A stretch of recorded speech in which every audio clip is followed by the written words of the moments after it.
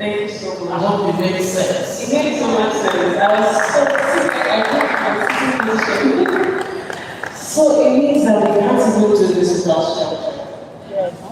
Because well, a lot of people are running businesses or institutions and they're just going, but there's no structure. So it's beyond the people that are working in it. Because truthfully, who knows? Anybody can actually fit into that position if you have tutored them and trained them properly.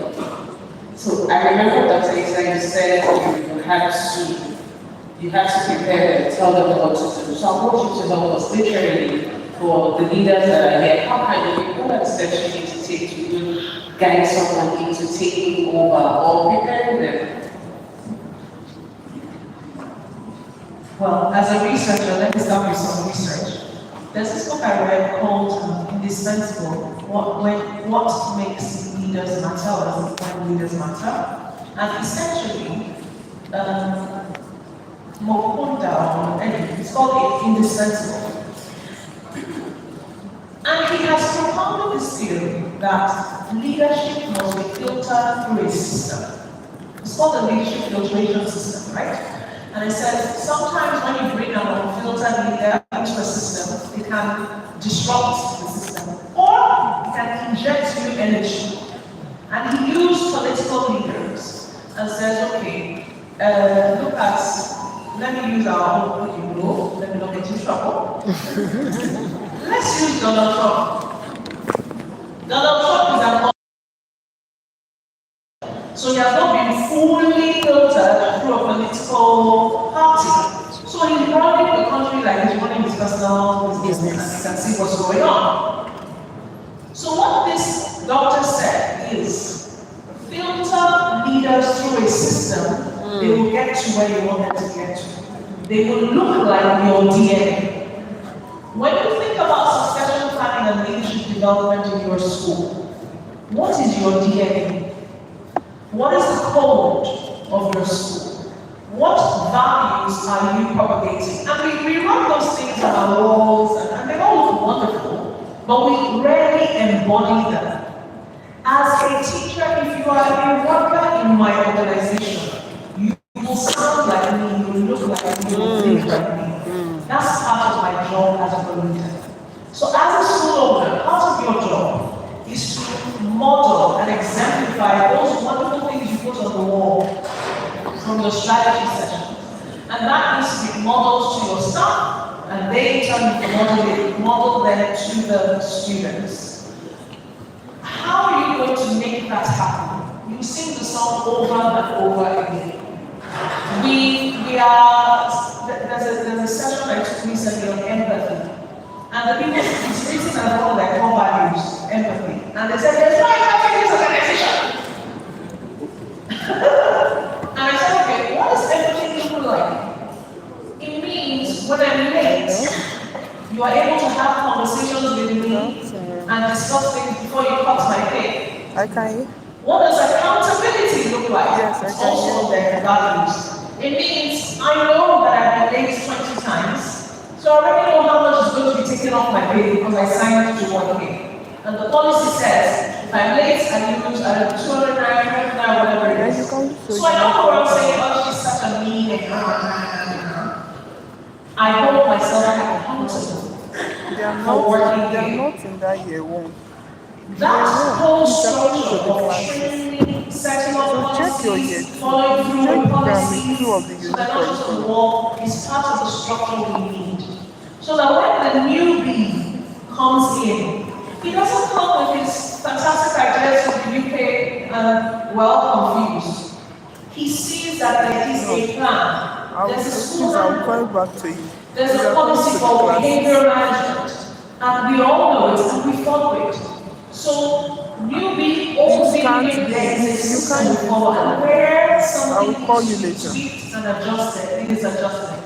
I have to go back to Dr. Chineke and her experience with Corona. So Corona, I think, is an amazing example of how to do succession planning.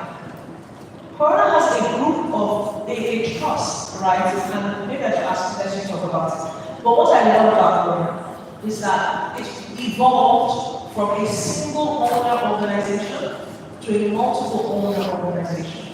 I currently work with a school that was established in 1567. Yes. Rotary School in here was established in 1567. Now they're branching out globally. How have they been able to maintain that brand equity and to transfer that? By saying it seems simple, but it's simple. Codify your DNA. Write it down, articulate it, and implement it. It's a code. Anybody that passes through XYZ International School, they look like this, they sound like this, they behave like this. Not just for the children, but for your staff. So that way, he wants to coach me, like I said to the teachers, I'm not going to move because it's giving me 5,000 naira extra. There's something I have here that I'm learning that is value added for me, that will make me stay beyond the extra. They'll have to pay me maybe 50,000 naira, of course I will give you 60,000 naira extra, just say. But you will go for 5,000 naira, you understand what I mean? So, let me say this from the teacher's point of view. Teachers, you have to prepare yourself to be the person that will be nominated. You cannot wait for the school owner to say, Joy, I like it. You would like to go for courses. It's very good. Okay, come and become a department. Absolutely not. Get your leadership training in. I was a qualified head before I was even made an assistant head. I finished my certifications plenty. Had my plaque on my wall. We don't train ourselves enough, and so we cannot fit in. When the leader is coming in to look for who can I put in this position. We are not qualified as teachers. So we need to be deliberate and intentional. Do you want to be a leader? Invest in leadership training in yourself. So that when the opportunity comes, she will find 3, 4 people to say, these are the people that they're with it. I can form my committee, planning committee, and that make their lives easier. I'm sure there are people like this that were forward thinking and movement. So that's how I see, the whole idea. Get ready for it, train. You can't just jump and be a leader. Filter through the system, but get the training you need. Thank you so much. I hope we implement that. We must get trained. We must get trained. So we're rounding up this session, but I'd like to get from you really Dr. Chinedu. If you were to give us a code, something this morning, how do we prepare ourselves? She also just explained and told us to be trained, but I'd like to hear from you, what would your own advice be to us as educators, leaders, teachers? How do we prepare ourselves to fit into the shoes?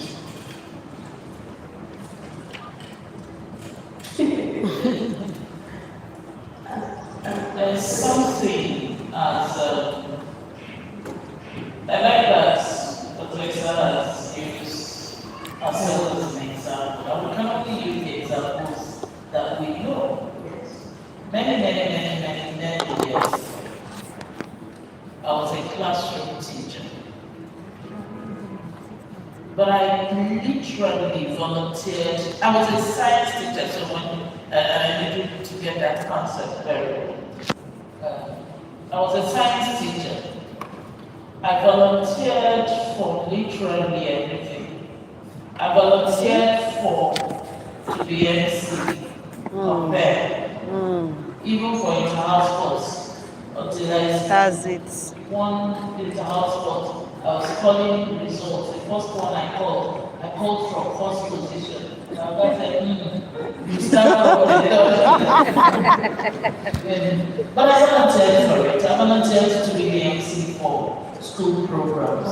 Why I mentioned the fact that I was a science teacher is that, those things are things English teachers and, some arts people too. But I was a science teacher.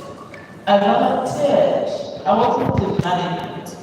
I volunteered to coordinate junior achievement program for the entire school. That was an extra work, and I can go on and on. And of course, people kept saying things like, they will kill you with work in this school. You see that you don't have anything to do that you are. But I knew the plans. I had to tell myself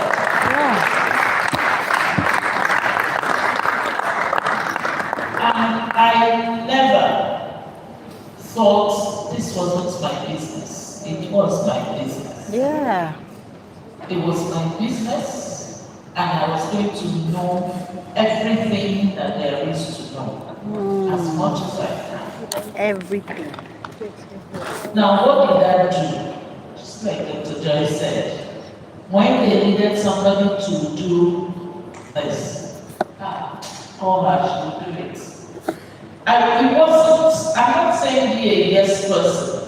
If you very talk to me, you will know that I can't be a yes person. I will question things, I will come up with my own ideas. But I was strategic, not manipulative. Strategic because I needed to learn what to do outside of the classroom. Outside, I wanted to get into management, and I knew that I didn't want to be in management without knowing anything. I even volunteered to help the school secretary in those days to do Typing. no, to do calendar and programs and all that. If I remember when there were things like print artists and so on. Anybody could remember print artists in the early 2000s. And I will do it. I'll go to the computer room and sit down and do it. I'll go back and give it to Terry that I've done it. Put it in a flash and go on.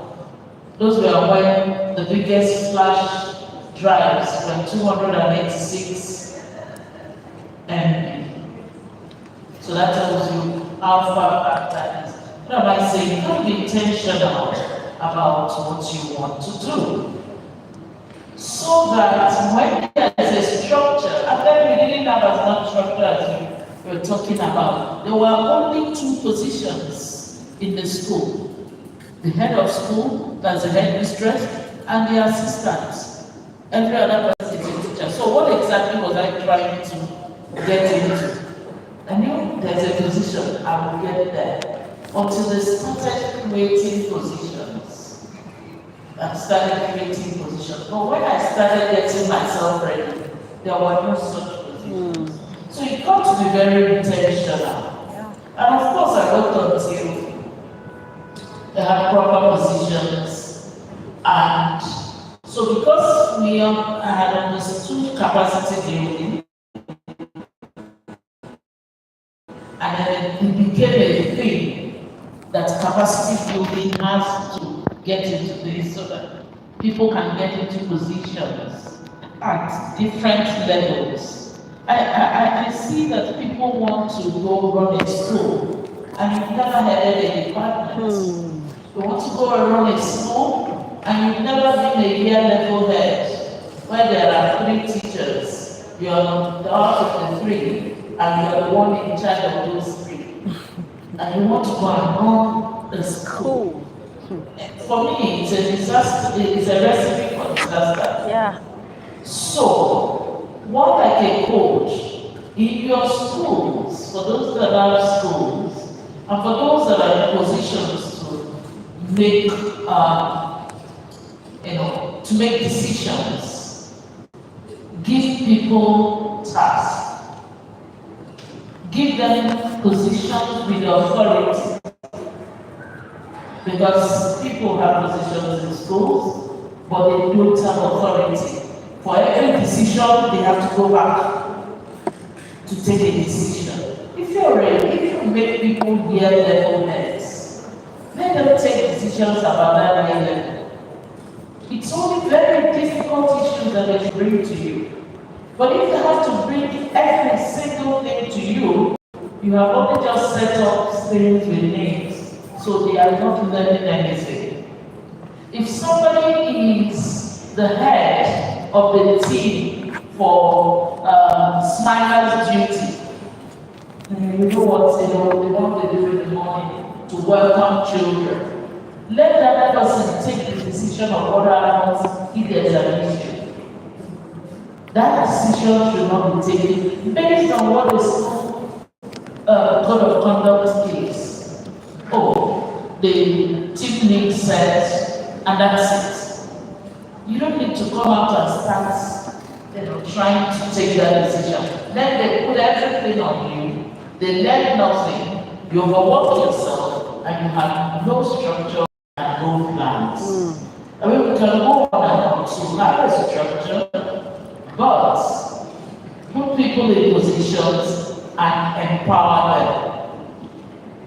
It's important that you empower them. They will make mistakes, they will goof sometimes, but more often than not, you will see what they are made of, the mental they are made of, and they can take decisions. Even when you bring in someone from anywhere else, they will fit into that structure and do what they are supposed to do. And lastly, for those who are grooming their children to do what they are doing, to take over. I mean, there are schools we know in Lagos and all the places where there were great schools, and once the owner, it just fizzles out, they pass it on to their children. It's a very good opportunity for your children to come to your school when they are young and work, not sit in your office and the guidance for them. Put them to work in an admin office, real work. Report to whoever is there, not report to you. Come in at the correct time, go home at the correct time, and then keep moving. So they learn all there is to learn. But not to sit in your office and be when they are not. When they take over, they've been coming for the past 10 years. They won't know anything. I like what you said. You found the money, we can do this. Oh yeah, come and do that thing. Come and do it. Because you are already looking at things that you can do to make this place better, improve our processes, improve our. Those are the kind of things. Be more intentional about it. Be more intentional. Let them look at your books. Let them look at where you're doing budget. Let them understand when you want to buy school supply. And on and on and on. But maybe make sure you have a structure. Yeah. Make sure you have a structure. There's so much to this. Yes, there's so much to this, and we can't, with the little time that we have, but create a structure, give people positions, but empower them to use those positions. Thank you. Thank you so much. Awesome. One tiny comment. Don't feel you're losing power when you empower your team. You don't have to be in charge of every single thing. So I'm glad that both of us are not the school owners. And telling you this, yes, we work with schools. We don't own schools, but we have worked with top schools in the country. When I was head, I was head of the primary, as head of secondary, as a director, just so you know, in charge. I was in charge of the training budget for the entire group, meaning it was my decision what that 25 million that was the training budget was going to be allocated to, and it was tied to the school equivalent plan. If you don't convince me, Joy, that we are not going for that training, not the school owner, the person in charge. Who is in charge of sports day? That person is in charge of sports day. The school owner should not come, you know that my cousin, you know she can run. No, you know she cannot run. So put her in egg and school race. No. Wherever the sports committee people have said that child is going to be, that is where that child is going to be. If the school owner is the head teacher, that is a different conversation. So you need to function as the head teacher and not the school owner. One firm recommendation we have in our consulting is work yourself out of the job. Separate yourself from your business. Be the owner of your business, do not be the leader, the head teacher, the school director. You can start off that way, but you have to step out. Otherwise, you will not be thinking strategically, you will be running and be doing admin operationally. So as a school owner, here you start to do your daycare, your house and all of that, grow up. Grow into becoming the business owner and employ the head teacher, employ the director, you employ the technocrats who don't want to own schools but will want to support and build. Employ technocrats to do that, and you've got to learn how to be a business manager. Train yourself how to be a business owner, and that will make a big difference and your school can grow and outlive you. Thank you. Alright, thank you so much, Jen. Because this is very important. We work in the same school. You wouldn't work in the same school. We work in places that operated the same things. When she said the training budgets, I mean, for 15 years or more, I was in charge of training budgets. I remember it was, and I decide who goes where. And it has to be with fairness. This person needs to go to this place because X, Y, Z, based on a training history and their training needs. So for those who get into such positions, it is not a time to become, settle your friends because you have become whoever, right? Because once you do that, those who gave you that authority and empowered you will not be comfortable. They're not to take it. Yeah. They gave it to you so they can take it. And I can sit here to say that having worked in the same place, we're doing the same kind of things. I remember in one particular year, I said 26 people abroad. Nobody queried that. 26.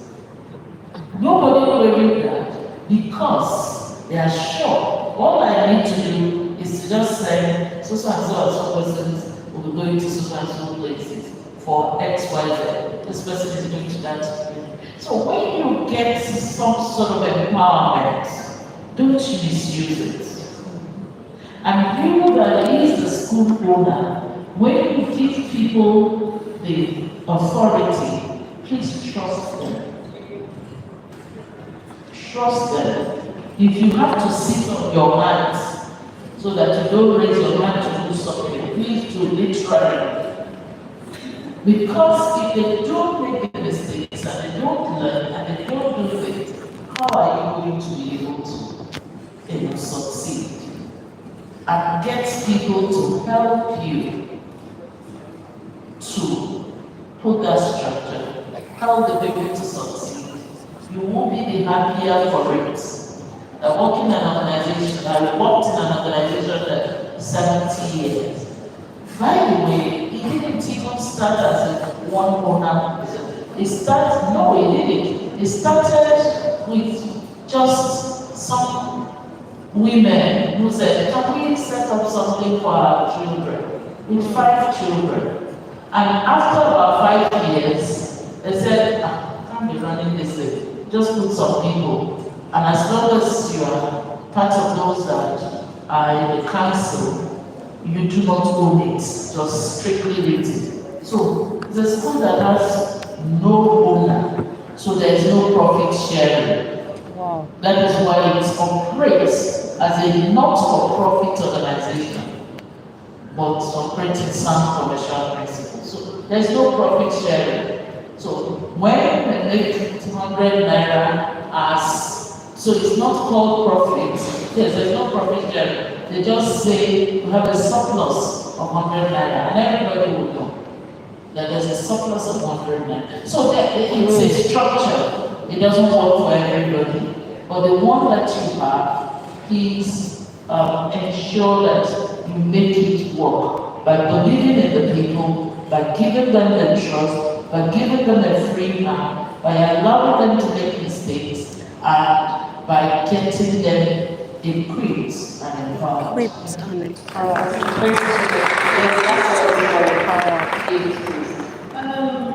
So, when you, with your businesses, right, especially for those who have businesses and they want to pass it on to their children, I like to say that models like Corona School, these schools have lasted the test of time. When I taught my own school, I think they are done 10 years.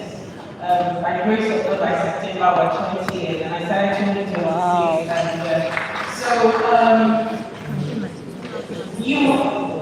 I started 2016, yes, so we're 10 years by September. You must look at models that are very relational. You must be honest to yourself.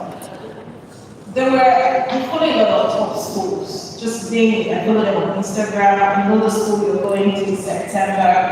So I'm always overwhelmed by things that are bigger than me. Because the schools that I follow have the financial power that I do not have. But I expect to raise children that meet the same program. And my team members are here. They know that we have to look at these people, study what we think of them, do our research. I mean, we're talking about going for international trainings.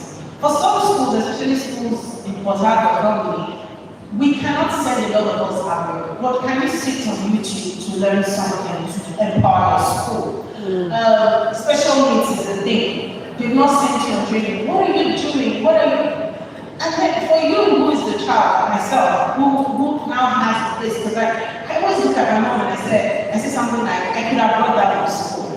And for me, that was the fear. That was the fear, like, your mom gave you something and you brought it down. And sometimes I'll go to my team and I'll be bothering and I'll tell them that I feel like I'm failing this school. And this is because I'm working. Because when you're doing a lot of work, I was talking to you that, when you're doing a lot of work or a lot of reading, you find that there's a lot more to do, so you're not satisfied with what you're doing. It doesn't mean you're not doing right. It just means that there's so much more that you're capable of doing or you're being set to do. My mom will give me money. She'll tell me to go to the HM.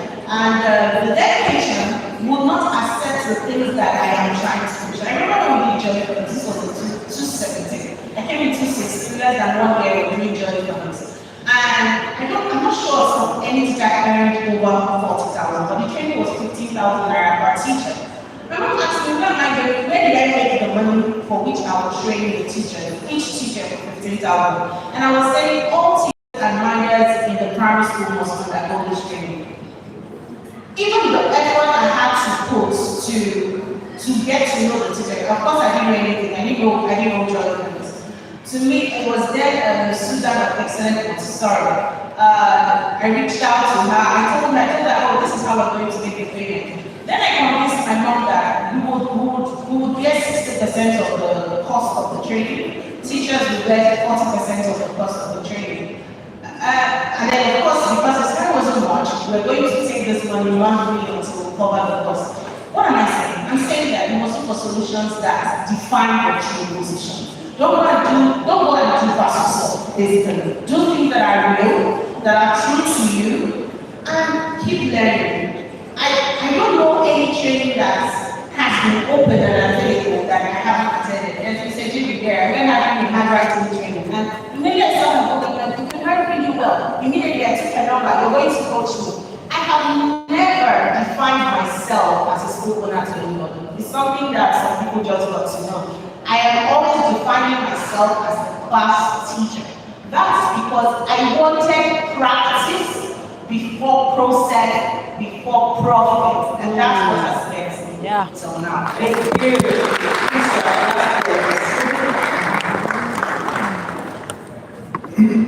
Well, we have similar background option. I think she had a bit of preference, not something better. I was telling some people down there now, we struggle a lot, even with things that, you meet a school where sometimes one teacher has to take 3 subjects and that's not so proper. But what do? We need to make sure the subjects are covered, important subjects and all that. So when I told my mom, she was sick, she was like, "Are you going to pay all this?" I said, before you convince more parents to come, they need to see what you are doing. So we started all that, and I want you to understand that it's very difficult, extremely difficult to get leaders in a team.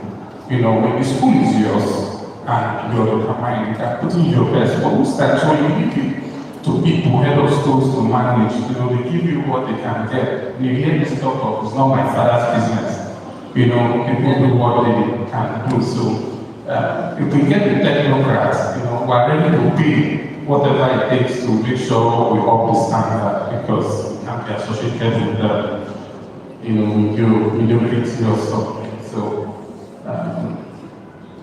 we have to sometimes do other businesses too to be able to up the standard, you know, pay very well, do proper training and all that.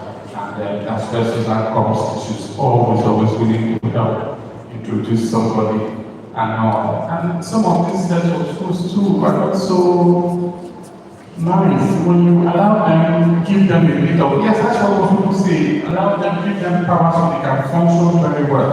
You'll be lucky to have a nice one. Most times they want to build a school around them.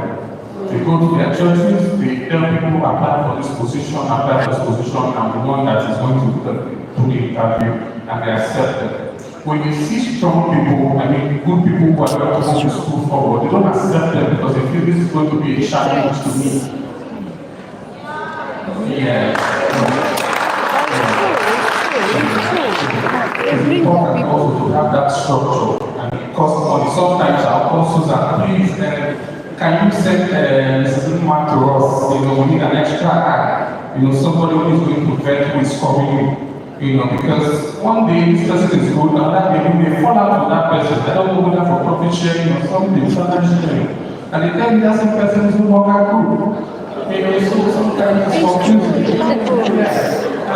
Everybody has really has a I have prompt number, and she gave us from there. I've met the normal game, I've met you know, so every important person I meet there, trying to, you know, I'm seeing Sharon somewhere there. You know, I don't think she knows me, but this is Greenfield Academy. My God! Yes, so yes. When I see it online, I take it to my team, how do we integrate this into our school? It's important, you know, and all that. So it's not easy for us, some of us coming up.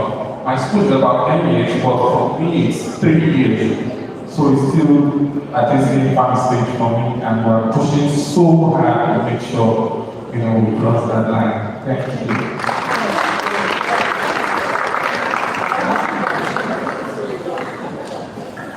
You said that I must encourage you to say that I mean, if anything, I have almost 10 years experience in this work. Don't overburden yourself. Take one thing at a time. I mean, for this term, we can be looking at curriculum restructuring. And then, just like she said, you go back, you take the statistics, what success have you gotten in 1 year? I mean, another time you're looking at it from the behavior, settings. When I started, my mom, I remember the first time my mom called me to ask why all our old teachers were leaving. They were leaving because I was 26, I was very radical, and it was do it or let's go. Why children not reading? You're telling me, oh, this family, they cannot read. What do you mean cannot read? Is that what teacher training? Yeah, because I was a teacher myself, I read education. I have evidence to have a conversation with you. So you're not talking to a medical doctor who found themselves in the classroom. I had classroom experience. So if I'm asking you, why did this child fail? I need you to say that this child failed because he has a reading gap. So you'll be overwhelmed. Take one thing at a time. One thing, you win that success. Now there's somebody that can progress that. Let that go somewhere else. Mama doesn't excel on me anymore. There is a lot of others. I find management curriculum for science.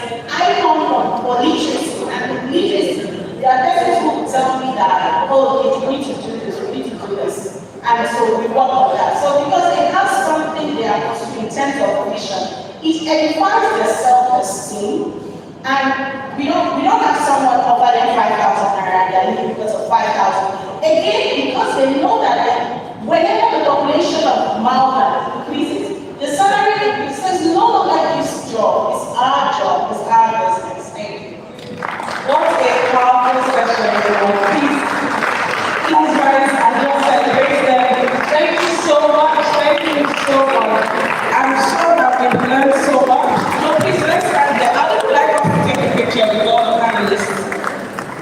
can just help us quickly, we'd just like to take a picture, a photograph here, a photo right here. Oopsie. Hope no one has oopsies. Okay.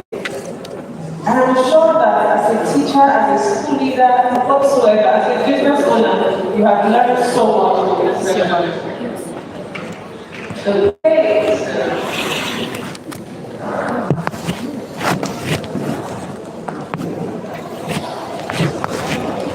My privilege, guys.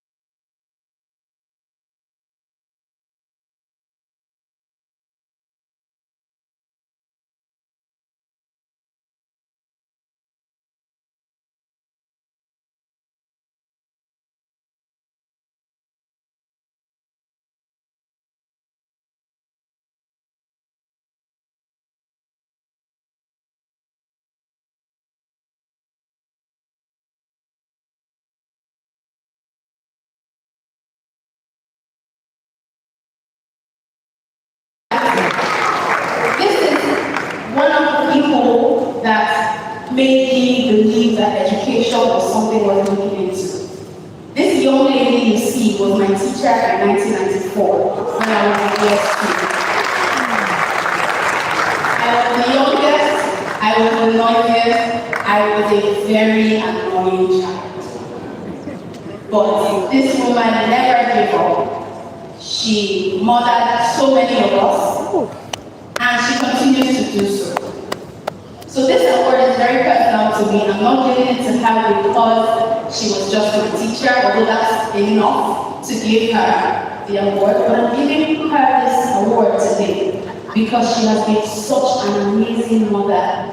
Always there, always ready to open her arms, always ready to counsel, always ready to put your name in a room where you have never even been before. And this is to say to all of us at the fire, thank you so much, ma'am, for letting me take care of the future.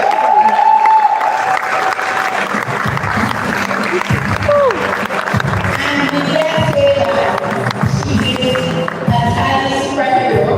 She's a teacher superhero. And so we have the super educator she is.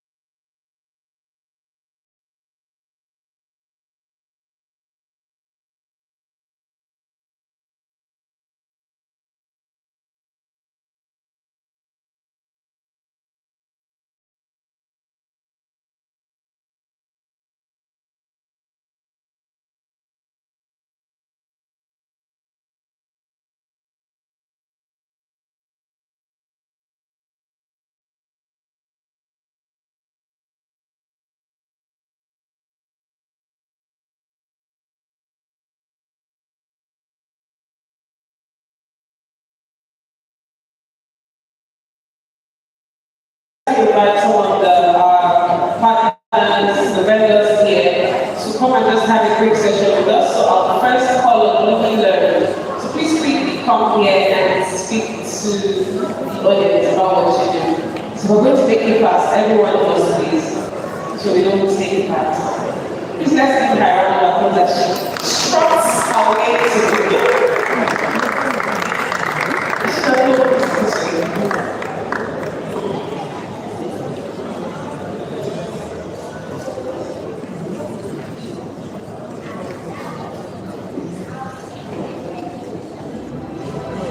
after her, son or solo, please get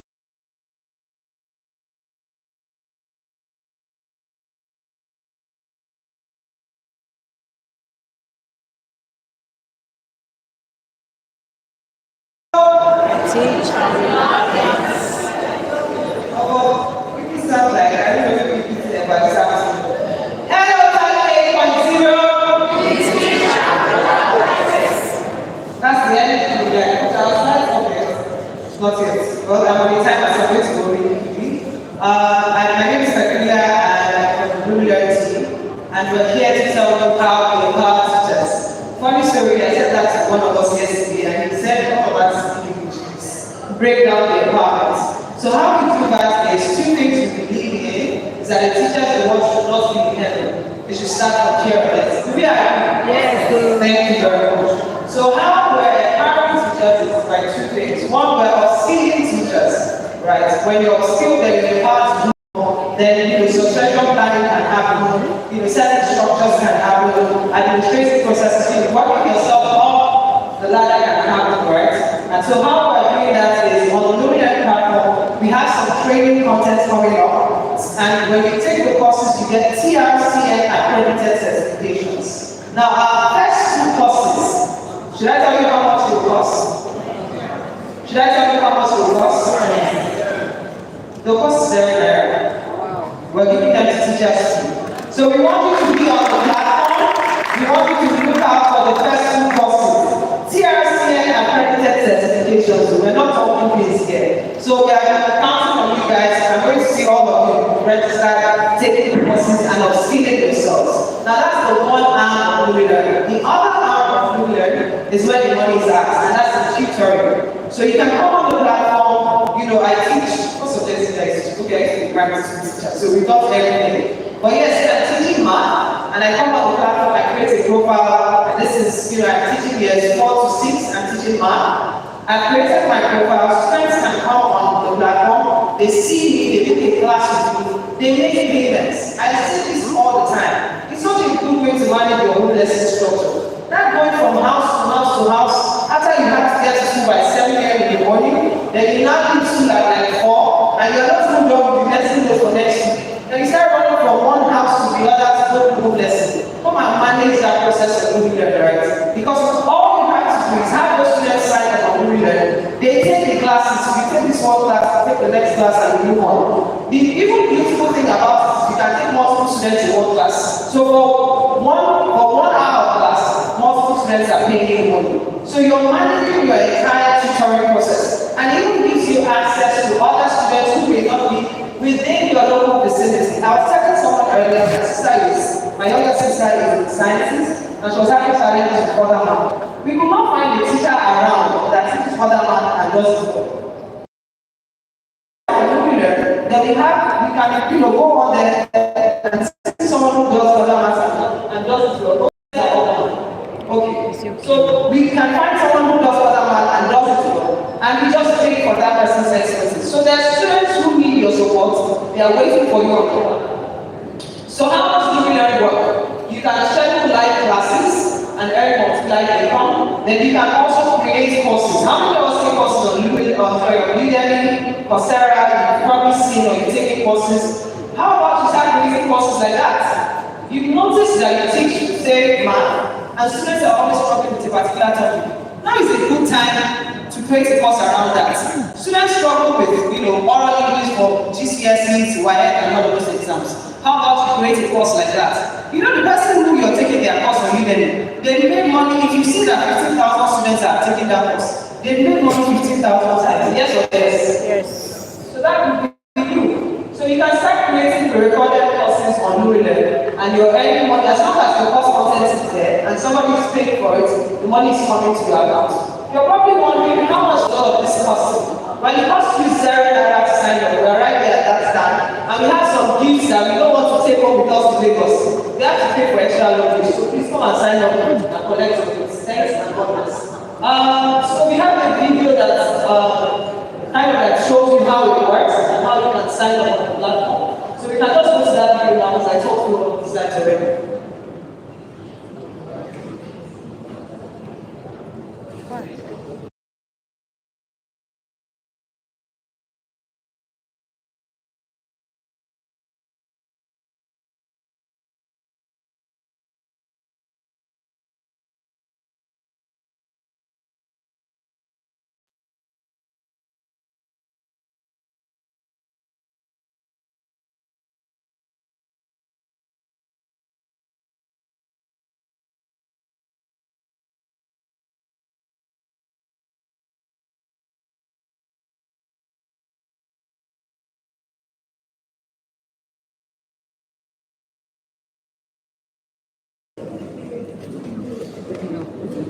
Can you hear now? Why? Thank you so much, Lumina. Okay, so up next, we'll be having student help. Can we have